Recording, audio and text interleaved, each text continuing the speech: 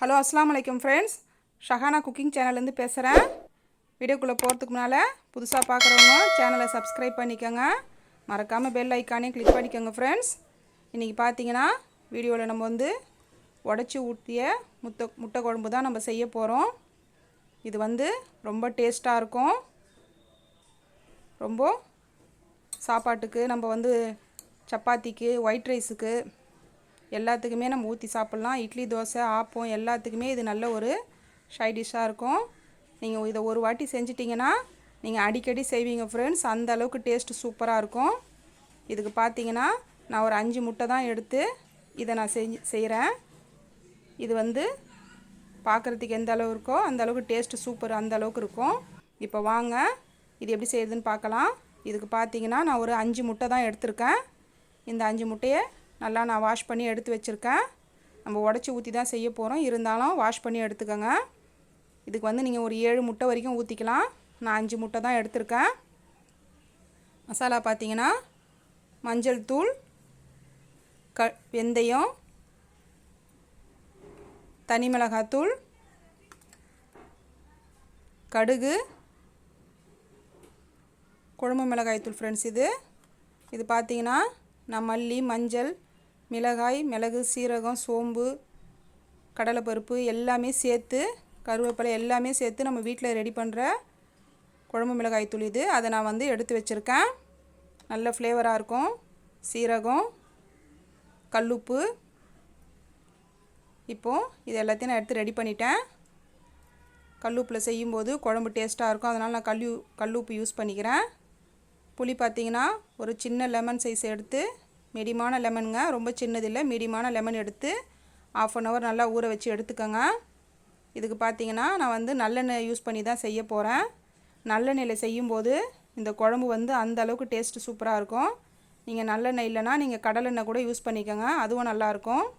இப்போ ஃப்ரெஷ்ஷான கொத்தமல்லி இலை பார்த்திங்கன்னா நான் அந்த தண்டும் இலையும் சேர்த்தா மாதிரி ஒரு கைப்பிடி நல்லா வாஷ் பண்ணி எடுத்து கட் பண்ணி வச்சுருக்கேன். அடுத்தது பூண்டு பல் பார்த்திங்கன்னா ஒரு 12 பல்லுக்கு மீடியம் சைஸ் பூண்டு எடுத்து நல்லா இந்த மாதிரி தோலை உரிச்சிட்டு ஒன்றும் பாதியமாக நல்லா இடித்து எடுத்து வச்சுக்கோங்க. ஃப்ரெஷ்ஷான கருவேப்பிலை ஒரு கைப்பிடி. பச்சை மிளகாய் பார்த்திங்கன்னா நான் 2 பச்சை மிளகாய் எடுத்திருக்கேன். அதை நல்லா வாஷ் பண்ணிவிட்டு கீரி இந்த மாதிரி எடுத்து வச்சுக்கோங்க. ஒரு அரை தக்காளி எடுத்திருக்கேன், அதையும் கட் பண்ணிக்கோங்க.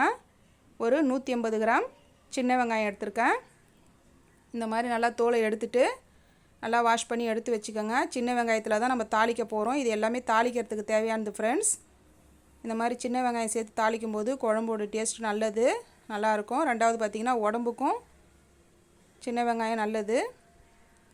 அடுத்தது பார்த்திங்கன்னா இது அரைக்கிறதுக்காக நான் எடுத்து வச்சுருக்கேன். பெரிய வெங்காயம் பார்த்திங்கன்னா ஒரு மீடியம் சைஸ் வெங்காயம் 2 வெங்காயம் எடுத்து தோல் எடுத்துட்டு எட்டி பகுதியெல்லாம் எடுத்துட்டு இந்த மாதிரி கட் பண்ணிக்கோங்க. அடுத்தது பார்த்திங்கன்னா தக்காளி பார்த்திங்கன்னா நான் இந்த சைஸ் தக்காளி 3 தக்காளி எடுத்திருக்கேன். அதையும் நல்லா வாஷ் பண்ணிவிட்டு அந்த கெட்டி பகுதியை எடுத்துகிட்டு கட் பண்ணி வச்சுக்கோங்க. தக்காளி கொஞ்சம் பெருசாக இருந்ததுன்னா நீங்கள் பார்த்து ஒரு 1.5 தக்காளிக்கு சேர்த்துக்கோங்க. நான் இந்த சைஸ் தக்காளின்றதுனால 3 தக்காளி எடுத்திருக்கேன். தேங்காய் ஒரு 1/4 மூடி எடுத்து அதையும் கட் பண்ணி வச்சுக்கோங்க. இப்போது இந்த முட்டை குழம்புக்கு தேவையான எல்லாத்தையுமே எடுத்து நம்ம ரெடி பண்ணிட்டோம். அடுத்தது இதை நம்ம தேவையானதெல்லாம் அரைச்சிக்கலாம். இப்போ பார்த்திங்கன்னா தேங்காவை நம்ம ஒரு மிக்ஸி ஜாரில் மாற்றிக்கலாம். 1/4 மூடி தான் ஃப்ரெண்ட்ஸ் எடுத்துருக்கேன் நான் தேங்காய், அது கரெக்டாக இருக்கும். அடுத்தது நம்ம எடுத்து வச்சுருந்த 3 தக்காளி போட்டுட்டேன். 2 மீடியம் சைஸ் வெங்காயம் அதையும் நான் சேர்த்துட்டேன். வெங்காயம் இந்த மாதிரி பெருசாக இருந்தாலும் ஜாரில் போகிறதுனால ஈஸியாக நம்மளுக்கு அரைஞ்சிரும். இப்போ மசாலாவை சேர்த்துக்கலாம். நான் வீட்டில் அரைச்ச குழம்பு மிளகாய் தூள் தான் யூஸ் பண்ணிக்கிறேன். 2 ஸ்பூன் போட்டுக்கிறேன். நல்ல தூள் காரமாக இருக்கும். உங்களுடைய தூள் எப்படி இருக்கோ அந்த அளவுக்கு பார்த்து சேர்த்துக்கோங்க. நான் 2 ஸ்பூன் குழம்பு மிளகாய் தூள், 2 ஸ்பூன் தனி மிளகாத்தூள், ஒரு அரை ஸ்பூன் மஞ்சள் தூள் சேர்த்துக்கிறேன். ஃப்ரெஷ்ஷான கொத்தமல்லி கொஞ்சம் எடுத்து சேர்த்துக்கோங்க. கொத்தமல்லி சேர்த்து நம்ம அரைச்சி நம்ம அந்த குழம்பு செய்யும்போது டேஸ்ட்டு சூப்பராக இருக்கும். ரொம்ப போட்டுறாதீங்க கொத்தமல்லி, கொஞ்சம் இந்த அளவுக்கு சேர்த்தா கரெக்டாக இருக்கும். இப்போ பாருங்கள் நான் ஃபைனாக அரைச்சி எடுத்துகிட்டு வந்துட்டேன். தண்ணி பார்த்திங்கன்னா கொஞ்சமாக ஊற்றி அரைச்சிக்கோங்க நல்லா நைஸாக. இப்போ பாருங்கள் நான் இந்த அளவுக்கு தண்ணி ஊற்றி நல்லா நைஸாக அரைச்சி எடுத்துகிட்டு வந்துட்டேன். இப்போ இது ஒரு பாத்திரத்தில் நம்ம மாற்றிக்கலாம். அது ஒரு பக்கம் இருக்கட்டும். அடுத்தது ஸ்டவ் ஆன் பண்ணி மண் சட்டி வச்சுக்கோங்க. மண் சட்டியில் முடிஞ்ச வரைக்கும் மண் சட்டியில் செய்யுங்க ஃப்ரெண்ட்ஸ். உடம்புக்கும் ஆரோக்கியம், ரெண்டாவது குழம்பும் நல்ல டேஸ்ட்டாக இருக்கும். இப்போ பார்த்தீங்கன்னா சட்டி நல்லா சூடானதும் நான் வந்து ஒரு 5 டேபிள் ஸ்பூனுக்கு நல்லெண்ணெய் ஊற்றிக்கிறேன். நல்லெண்ணெயில் செய்யும்போது உடம்புக்கு நல்லது, ரெண்டாவது குழம்பு வந்து நல்ல ஒரு ஃப்ளேவராக இருக்கும். இப்போ நல்லெண்ணெய் நல்லா சூடானதும் 1/4 ஸ்பூன் கடுகு, 1/4 ஸ்பூன் வெந்தயம், 1/2 ஸ்பூன் சீரகம் சேர்த்துக்கிறேன். இது எல்லாம் நல்லா பொரிஞ்சு வரட்டும். இப்போ பாருங்கள் எல்லாம் நல்லா பொரிஞ்சிருச்சு.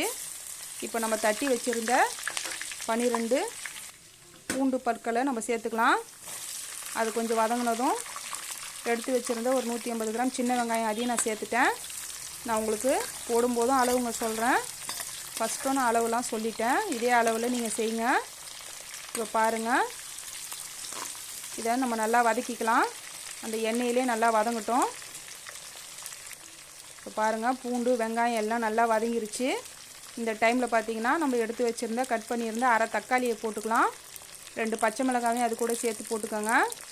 பச்சை மிளகாவை கீரி போடுங்க, இல்லைன்னா அப்படியே முழுசாக போட்டிங்கன்னா வெடிக்கும். 2 பச்சை மிளகாய் போட்டுட்டு ஃப்ரெஷ்ஷான கருவேப்பிலை ஒரு கைப்பிடி ஃபுல்லாக போட்டுக்கோங்க. கருவேப்பிலை எப்போவுமே நான் ஜாஸ்தியாக தான் போடுவேன், உடம்புக்கு ரொம்ப நல்லதுங்க. அதனால் நான் கருவேப்பிலை சேர்த்துக்கிறேன். குழம்பும் நல்ல ஃப்ளேவராக இருக்கும். இப்போ பார்த்தீங்கன்னா எல்லாத்தையும் சேர்த்து நான் நல்லா வதக்கிட்டேன். வெங்காயம் தக்காளி எல்லாம் நம்மளுக்கு இந்த அளவுக்கு நல்லா வதங்கி வந்திருக்கு. எண்ணெய் வந்து 5 டேபிள் ஸ்பூன் ஊற்றுறதுனால குழம்பும் கொஞ்சம் நல்லா டேஸ்ட்டாக இருக்கும். நல்லெண்ணெய் வந்து உடம்புக்கு நல்லதுங்க. இப்போ பாருங்கள் எல்லாத்தையும் நான் நல்லா வதக்கிட்டு இப்போது அரைச்சி வச்சுருந்த அந்த பேஸ்ட்டு மசாலா பேஸ்ட்டை நம்ம சேர்த்துக்கலாம். இப்போ இதை நான் சேர்த்துட்டு அதை நல்லா மிக்ஸ் பண்ணி விடுங்க. இப்போ பாருங்கள் நல்லா மிக்ஸ் பண்ணியிருக்கேன் நான். இந்த அளவுக்கு மிக்ஸ் பண்ணிக்கோங்க. நீங்களும் நல்லா மிக்ஸ் பண்ணி கிளறிக்கோங்க. அந்த எண்ணெயிலே வந்து அது நல்லா ஒரு நிமிஷத்துக்கு மட்டும் நல்லா இப்படி வதக்கிக்கோங்க. நம்ம ஏன்னா எல்லாமே பச்சையாக தான் நம்ம சேர்த்துருக்கோம். வெங்காயம் தக்காளி தேங்காய்லாம் அது கொஞ்சம் இந்த மாதிரி எண்ணெயில் கொஞ்சம் நல்லா ஒரு நிமிஷத்துக்கு வதங்கினதும் நம்ம மிக்ஸி ஜாரில் தண்ணியை கொஞ்சம் அலசி அதில் ஊற்றிக்கலாம். நான் வந்து ஒரு அரை டம்ளர் தண்ணிக்கு அலசி ஊற்றிட்டேன். இப்போ அதையும் சேர்த்து நல்லா மிக்ஸ் பண்ணி ஸ்டவ் வந்து மீடியம் ஃப்ளேமில் வச்சுக்கோங்க. ஏன்னா இது வந்து மேலே தெடிக்கும். தண்ணி நம்ம ஊற்றினா தான் அது கரெக்டாக இருக்கும். இப்போ பார்த்திங்கன்னா ஒரு 2 நிமிஷமாக நான் வதக்கிட்டேன். இப்போ பார்த்திங்கன்னா உப்பு சேர்த்துக்கிறேன். உப்பு பார்த்திங்கன்னா 2 ஸ்பூன் அளவு சேர்த்துக்கிறேன். கல் உப்பில் செய்யும்போது குழம்பு இன்னும் நல்ல டேஸ்ட்டை கொடுக்கும். நீங்கள் டேபிள் சால்ட் இருந்தால் கூட அதையும் சேர்த்துக்கோங்க. உப்பு மட்டும் எப்போவுமே ஃபஸ்ட்டில் பார்த்து சேர்த்துக்கோங்க. பத்தலைனா கூட நம்ம அப்புறம் சேர்த்துக்கலாம். அடுத்தது நல்லா அது வந்து கொதிச்சிடுச்சு ஒரு அளவுக்கு. இப்போ பார்த்தீங்கன்னா புளி தண்ணியை நான் வந்து மீடியமான லெமன் சைஸ் எடுத்து நான் வந்து ஊற வச்சு தண்ணி வடிகட்டி அதில் ஊற்றிட்டேன்.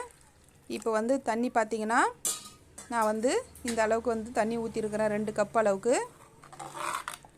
இப்போ புளி எல்லாம் சேர்த்து நம்ம மசாலாவோட நல்லா மிக்ஸ் பண்ணி நல்லா கொதிக்க வச்சுக்கலாம். தண்ணி பார்த்திங்கன்னா இந்த அளவுக்கு நான் கட்டியாக வச்சுருக்கேன். உங்களுக்கு எந்த அளவுக்கு குழம்பு திக்காக வேணுமோ அந்த அளவுக்கு நீங்கள் பார்த்து தண்ணி ஊற்றிக்கோங்க. அதே மாதிரி உப்பு காரம்லாம் பார்த்துக்கோங்க. இப்போது ஒரு பிளேட்டை போட்டு மூடி ஒரு 10 நிமிஷத்துக்கு நல்லா அது கொதிக்கிட்டோம். மீடியம் ஃப்ளேம்லேயே கொதிக்க வச்சுக்கோங்க. இப்போ பாருங்கள் ஃப்ரெண்ட்ஸ் 10 நிமிஷமாக நல்லா அது கொதிச்சிடுச்சு. நம்ம போட்ட மசாலா பச்சை வாசனை எல்லாம் போய் குழம்பு நல்ல மணமாக கொதித்து வந்துருச்சு.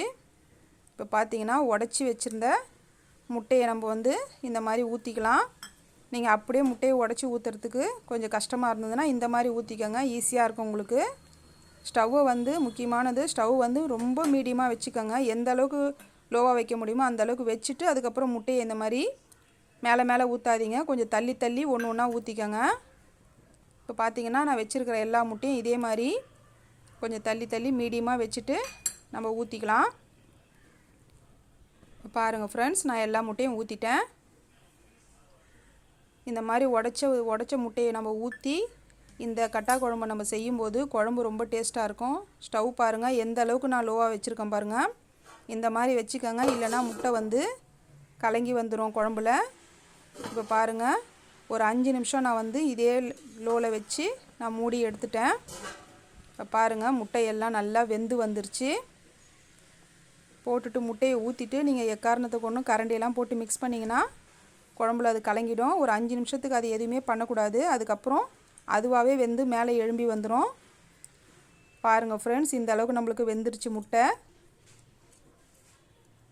பாருங்கள், எண்ணெயும் பாருங்கள் குழம்புல நல்லா பிரிஞ்சு மேலே வந்திருக்கு பாருங்கள். நம்ம ஊற்றின எண்ணெயெல்லாம் வாசனை அந்த அளவுக்கு இருக்குது ஃப்ரெண்ட்ஸ். நம்மளுக்கு இந்த குழம்பு டேஸ்ட் அந்த அளவுக்கு சூப்பராக இருக்கும். இதுக்கு சைட் டிஷ்ஷு கூட நீங்கள் எதுவுமே வச்சு சாப்பிட தேவையில்லை.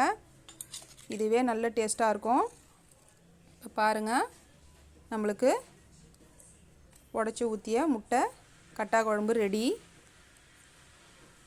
பாருங்கள், இப்போ நான் வந்து ஸ்டவ் ஆஃப் பண்ணிக்கிறேன். ஒரு பாத்திரத்தில் மாற்றிட்டேன் பாருங்கள். இந்த அளவுக்கு நம்மளுக்கு சூப்பரான முட்டை கட்டா குழம்பு ரெடி. நீங்களே ட்ரை பண்ணி பாருங்கள். இந்த வீடியோ பிடிச்சிருந்தா லைக் பண்ணுங்கள், ஷேர் பண்ணுங்கள், மறக்காமல் சப்ஸ்கிரைப் பண்ணுங்கள்.